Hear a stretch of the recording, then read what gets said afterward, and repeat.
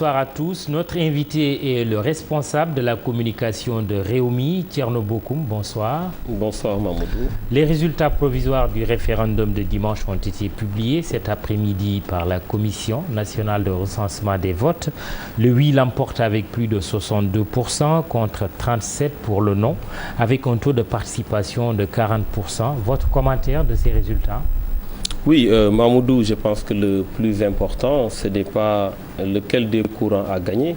Le plus important, c'est qu'après ce référendum, quel est le sort qui a été réservé au Sénégal. Le Sénégal est sorti perdant de ce référendum parce que le Sénégal est Le oui a quand même gagné, Thierno. Oui, vous savez, nous n'étions pas dans une compétition. Il s'agissait de demander l'avis des populations. C'est une consultation populaire. Et vous savez, c'est très clair qu'il y a eu un taux d'abstention extrêmement élevé, ce qui veut dire tout simplement que les Sénégalais, dans leur majorité, se sont détournés du projet du président Macky Sall. Taux de participation dans lequel vous avez votre part de responsabilité, puisqu'il est faible, et vous aviez appelé à voter non. Mais écoutez, il s'agit d'un projet du président de la République. Il s'agit de répondre sur ce projet par oui ou par non. Nous avons encadré le vote de ceux qui sont convaincus qu'ils devaient voter par non, par la négation. Mais nous ne sommes pas concernés par ce projet. Ce sont les 15 points du président qui a lui-même organisé en choisissant sa date, qui a lui-même choisi la couleur du non. Qui également s'est comporté comme si la priorité était d'organiser un combat contre l'opposition et non de permettre à son peuple de s'exprimer. Et ce combat contre l'opposition, justement, l'a complètement dévié du chemin. Résultat, le peuple ne s'est pas prononcé, en tout cas la majorité du peuple ne s'est pas prononcé. Vous n'avez aucune leçon à tirer, vous, de l'opposition de ce référendum ? Oui, nous avons... En termes d'autocritique ? Oui, mais bien entendu. Oui, comme quoi ? Nous avons certainement des raisons de croire que davantage nous devons nous organiser et faire attention à un régime qui malheureusement met en avant les intérêts crypto-personnels ou les intérêts partisans au détriment de l'intérêt général. Vous organisez dans quel sens ? Mais je pense que c'est très clair. Avant le référendum, il y avait une dynamique qui avait été enclenchée pour pouvoir tout simplement être ensemble. On l'a vu ce qui s'est passé à l'Assemblée nationale avec le groupe parlementaire de l'opposition. Nous allons renforcer cette dynamique, c'est clair. Parce que dynamique unitaire. Dynamique unitaire. Avec des égos qui sont quand même là, des ambitions qui se font jour. C'est normal. Comment allez-vous concilier tout cela ? Ça viendra de toutes les façons. Mais on doit être très au fait de ce qui se passe. En face, nous avons un régime extrêmement dangereux. Vous savez, Mamoudou, ce qui s'est passé le 20 mars est un recul démocratique. On ne peut pas, dans un pays comme le Sénégal, se permettre de consulter son peuple et de mettre en avant la corruption. On ne peut pas, dans un pays comme le Sénégal, organiser des élections référendaires et vouloir dire tout simplement qu'on renforce la démocratie et organiser des élections de cette sorte. Votre leader Idriss Seck a dit que c'est l'échec le plus retentissant de toute l'histoire référendaire du Sénégal. Est-ce que ça ne fait pas mauvais perdant ? Est-ce qu'il l'aurait dit si le non l'avait emporté ? N'est pas en jeu. C'est le président de la République lui-même qui a fait sa proposition. Le pari qu'il fallait relever, c'est de dire j'ai une proposition à vous faire, vous, population sénégalaise. Et je m'arrange à ce que ces populations, dans un élan consensuel, puissent se retrouver et voter massivement, comme ce fut le cas avec Senghor, comme ce fut le cas avec Wade. Mais qu'est-ce qu'on a fait ? On a été dans une logique de combat pour détruire une opposition en disant tout simplement, oui, nous avons tout fait pour les détruire, ça sera l'occasion de les effacer de l'échiquier politique. Un pari politicien qui prend la place d'un pari républicain qui devait pousser le président de la République à créer les conditions de permettre à ces populations de s'exprimer très clairement. Ce qui n'a pas été le cas, c'est un échec patent. Et je pense que l'enseignement qu'on doit tirer de ça, c'est que malheureusement, on mesure aujourd'hui comment le président de la République peut mettre en avant ses intérêts personnels et laisser en rade l'intérêt supérieur de la nation. Au vu de ces résultats provisoires, le département de Thiès est perdu par le non, plus particulièrement par Idrissa Seck. Vous vous pliez à ce résultat ?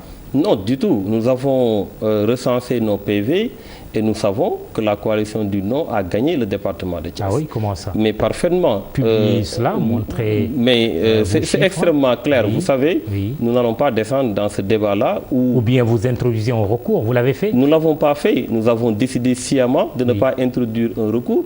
Parce que c'est quoi l'enjeu aujourd'hui? C'est de dire j'ai gagné Thiès, j'ai gagné telle commune, etc. Comme ils le font, j'ai gagné mon bureau, j'ai gagné mon centre. Non. L'intérêt de ce référendum... On a entendu Idriss Seck dire j'ai pas perdu Thiès aussi. Mais non, c'est pour répondre à ceux qui disent qu'il a perdu Thiès. Il n'a pas perdu Thiès. Fondamentalement, l'enjeu c'est quoi? L'enjeu, c'est est-ce que les populations se sont exprimées dans leur majorité? Non, les populations ne sont pas exprimées dans leur majorité. Et cela, bien entendu, rend illégitime une telle réforme. Alors, maintenant, la réforme est adoptée puisque le oui l'a emporté, mais le mandat passe quand même, le mandat du président, bien sûr, qui a fait l'objet de beaucoup de polémiques, passe de 7 à 5 ans à partir du mandat prochain. Vous n'en êtes pas malheureux quand même, non? Oui, vous savez, il faut être très clair. On a parlé de 15 points. Déjà, ce ne sont pas 15 points, c'est 18 points qui ont été touchés. Donc nous ne laissons pas ébranler par ce marketing politique. Ce que nous disons très clairement, c'est que les 15 points seront l'interprétation qu'en fera le président de la République. On a vu dans la Constitution, aujourd'hui vous allez à l'article 8 de la Constitution, il y a le droit de manifester pacifiquement, mais l'interprétation de ça par le régime en place, c'est d'interdire systématiquement les manifestations. Donc ce n'est pas de dire il y a de bonnes choses qui se trouvent dans les réformes, c'est de dire comment les gens vont l'appliquer. Alors ce qui se passe avec le régime en place et avec le président de la République, c'est que nous avons une présomption qui pousse à croire que l'application ne sera pas bonne. Nous avons vu ce qui s'est passé récemment, avec l'interprétation de la Constitution avec l'article 51, un avis, on nous dit que c'est une décision, demain on nous dira autre chose. C'est ça qui fonde nos craintes. Mais sur le mandat, il passe de 7 à 5 ans. Vous voulez dire que vous allez le remettre en cause? Non, du tout. On n'a jamais dit qu'on allait remettre ça en cause. Vous savez, ce qui était Parce que si le non l'avait emporté, on aurait eu cette fois 2. Non, mais attendez, vous savez, ça également, c'est des choses à revoir. Qu'est-ce qui vous dit aujourd'hui que le Conseil constitutionnel ne dira pas demain que le premier mandat, c'est le deuxième mandat de Macky et que Macky peut faire 3 mandats? On a eu une jurisprudence avec Wade. Donc, vous savez, tout est une question d'interprétation. Maintenant, qui doit interpréter? Ce sont les hommes qui interprètent qui doivent être crédibles. Si ceux qui interprètent ne sont pas crédibles, notre réflexe de leur dire, nous n'allons pas vous mettre entre vos mains des réformes que vous allez interpréter contre nos valeurs et contre notre démocratie. Et c'est pourquoi nous avons dit non. Vous êtes présent à l'Assemblée nationale, je veux parler de Réumi. Vous êtes intéressé par le statut du chef de l'opposition?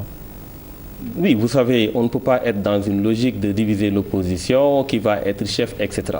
Nous pensons que fondamentalement, il faut que par rapport aux réformes, que l'on puisse véritablement avoir un consensus sur toutes les questions, ou en tout cas un large consensus. Et ça, ce travail préalable n'a pas été fait. Aujourd'hui, on nous dit, oui, quelques points ont été traités par les assises, d'autres ont été traités par la CNRI. Mais est-ce qu'en posant des questions, on allait dire que les 15 points, ce sont seulement les 15 points qu'on allait choisir et pas les autres? Nous ne pensons pas que les 15 points ont plus de valeur que les centaines d'autres points qui ont été éludés. Donc la question qui se pose, c'est qu'il y a eu un choix délibéré du président de la République de se concentrer sur des points qu'il a choisis lui-même. Nous pensons que c'est une décision unilatérale qui ne l'honore pas et qu'on devait partager davantage, ce qui n'est pas le cas. Vous n'êtes pas intéressé par le statut du chef de l'opposition? La question ne se pose pas à ce niveau, je le dis encore une fois. À quel niveau il se pose? Il ne s'agit pas d'être intéressé. Vous êtes favorable à une concertation, à un échange, un dialogue? Exactement, il faut, exactement. Donc, Réumi dit oui au dialogue. Quel dialogue? Bon, le président a dit qu'il va appeler à la concertation. Je parle d'un dialogue préalable. Je dis qu'il fallait un dialogue préalable avant d'en arriver à la proposition des réformes pour le référendum. Ce qui n'a pas été le cas. Il s'agit d'une série de décisions unilatérales du président de la République, du ministre de l'Intérieur, comme si l'opposition n'existait pas. Et à la limite, finalement, on s'est retrouvé avec un taux de participation qui fait qu'il n'y a que ceux qui sont impliqués qui ont été concernés par ce référendum, alors que ce référendum devait aller au-delà de la classe politique, au-delà des actes de la société civile et toucher la population dans leur ensemble. Et maintenant que le référendum est derrière nous, que faut-il faire? Chacun reste à sa place? Oui, nous pensons d'abord qu'il faut se renforcer du point de vue de l'opposition. C'est important que l'on considère qu'il y a énormément de combats à mener, parce qu'aujourd'hui, ce référendum a été un test. On ne peut plus accepter qu'un ministre de l'Intérieur partisan puisse organiser des élections. On ne doit pas accepter que ce qui s'est passé durant ce référendum se reproduise dans une autre élection. Ce n'est pas la première fois que vous récusez le ministre de l'Intérieur, il ne s'agira pas de se lamenter, il s'agira d'être proactif. Oui. Et je pense qu'il faut dès maintenant engager des combats qu'il faut. Oui, je disais que ce n'est pas la première fois que vous récusez le ministre de l'Intérieur. Mais vous savez, c'est même indécent que l'opposition se mette à recuser le ministre de l'Intérieur alors que c'était un acquis depuis très longtemps, depuis Abdou Diouf.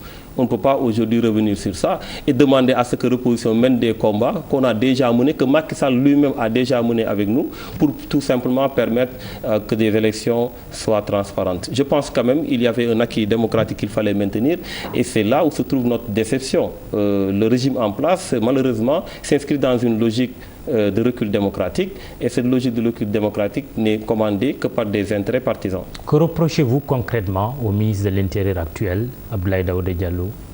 Reprocher à un ministre de l'Intérieur qui organise des élections d'être partisan suffit. Parce que quand le ministre de l'Intérieur se met au Grand Théâtre et participe au bac du président de la République, quand le ministre de l'Intérieur fait du porte-à-porte, quand le ministre de l'Intérieur s'empresse pour prononcer des résultats, ce qui n'est pas son rôle, quand le ministre de l'Intérieur se met en protecteur de sa coalition et en avocat de sa coalition, on ne peut pas être jugé parti. C'est aussi simple que ça. Et quand il dit que le fichier électoral doit être nettoyé et ça concernerait plus d'1 million d'électeurs, qu'il faut aller vers une fusion entre la carte d'électeur et la carte d'identité nationale, vous répondez quoi? Discours qui n'a rien à voir avec la réalité. Il fallait commencer déjà par mettre à la disposition du fichier, mettre l'opposition, donner le fichier à l'opposition, ce qui n'a pas été le cas. Est-ce que vous imaginez que lors de ces élections, le courant du nom n'a pas pu avoir le fichier électoral? Justement, c'est là qu'une frange de l'opinion, en tout cas, n'a pas compris, concernant par exemple le cas des 180 000 électeurs qui n'ont pas eu leur carte parce qu'il y avait une panne de machine au niveau de la DAF, et le courant du nom a refusé que ces électeurs-là puissent voter avec le récépissé qui était pourtant attesté par la Sénat position. Non mais attendez, pourquoi accepter de violer le code électoral qui dit très clairement que pour ce qui est du vote, il faut la carte d'électeur et la carte d'identité nationale. Oui, mais qu'en cas de consensus, l'électeur concerné peut voter. Non, je pense très sincèrement, le code le dit très clairement, c'est au ministre de l'Intérieur d'organiser les élections.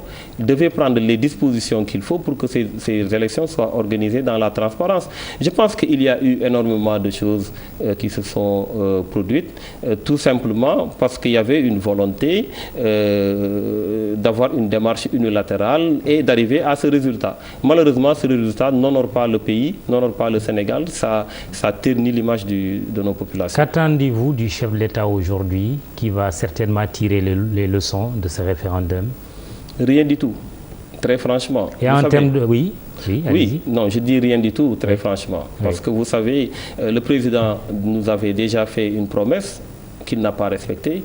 Aujourd'hui, il y a la promesse de réduire son mandat. Ce qui n'a pas été respecté. Il avait une manière de pouvoir le faire. Il ne l'a pas fait. Est-ce qu'on doit aujourd'hui s'attendre à des promesses du président sur tel ou tel aspect? Non. Nous pensons qu'il y a un problème de crédibilité de la parole présidentielle. Donc nous ne pouvons pas faire fi de cette parole. C'est ma dernière question. Et en termes de perspective pour l'opposition, on sait qu'on va vers des élections législatives en 2017. Oui. Qu'est-ce que vous entrevoyez comme perspective pour le camp de l'opposition? Non, je pense qu'il y a une bonne dynamique, une très bonne dynamique qui a été enclenchée, comme je l'ai dit, avant le référendum. Pendant le référendum, ça va se poursuivre après le référendum. Une liste commune?